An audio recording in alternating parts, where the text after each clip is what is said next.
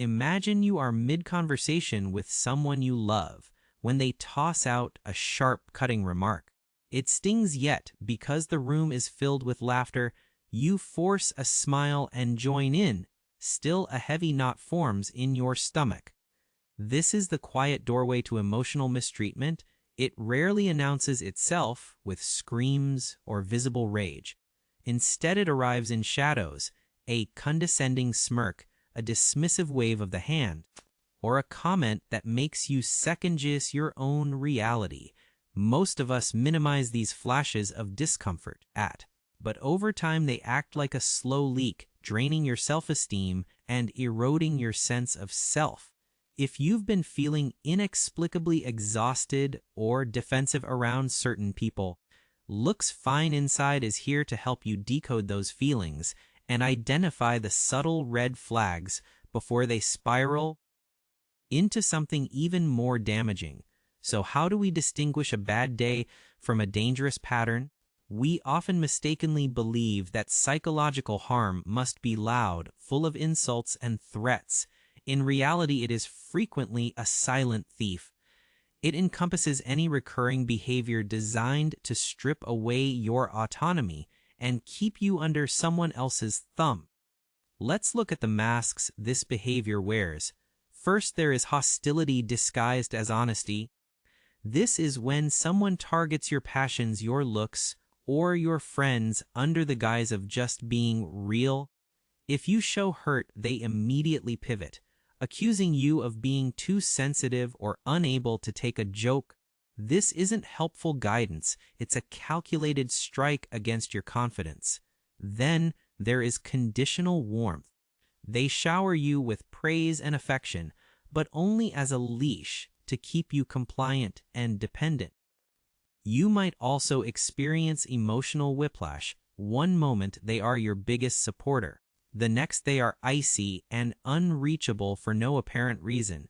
You find yourself obsessively analyzing your past actions, trying to solve a puzzle that has no solution, just to keep the peace. You feel like you are perpetually navigating a minefield, never knowing what might trigger the next explosion of silence. This withholding of love is a tool of correction, making their attention a prize you have to earn. Even public mockery can be a weapon.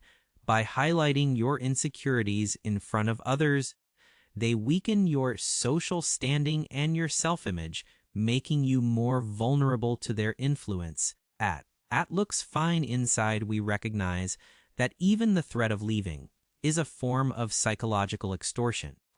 While healthy people have disagreements, using the end of a relationship as a recurring threat to force your submission is a hallmark of control.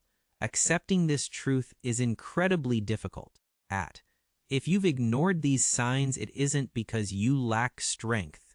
It's because your mind is wired to seek safety in what it knows. When the first jab felt like a joke, or the first lie felt like a sleep-up, you created excuses. You told yourself they were under pressure or just exhausted. This is what experts call cognitive dissonance, the painful friction between the reality of the harm and the person you want them to be. To survive, you bent your perception of the world. Until the pain felt manageable, you told yourself it wasn't that bad or that you were the problem. This cycle of hope and confusion is designed to keep you stuck. But if you are starting to see the cracks in the facade, you have already begun the hardest part, the awakening. True power begins with clarity. And there are concrete steps you can take to reclaim your life.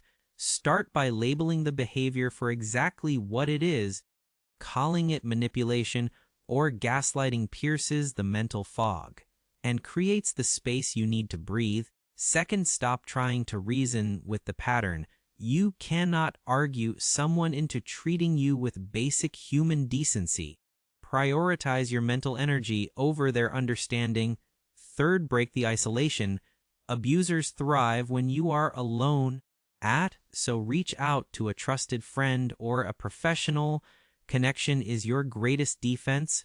Fourth, move from requests to firm actions. A boundary isn't a plea for them to change, it's a statement of what you will do.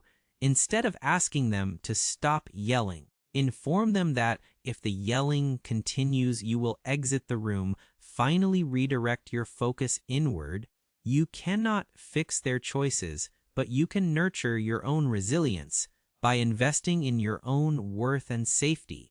You build a foundation that no one else can shake.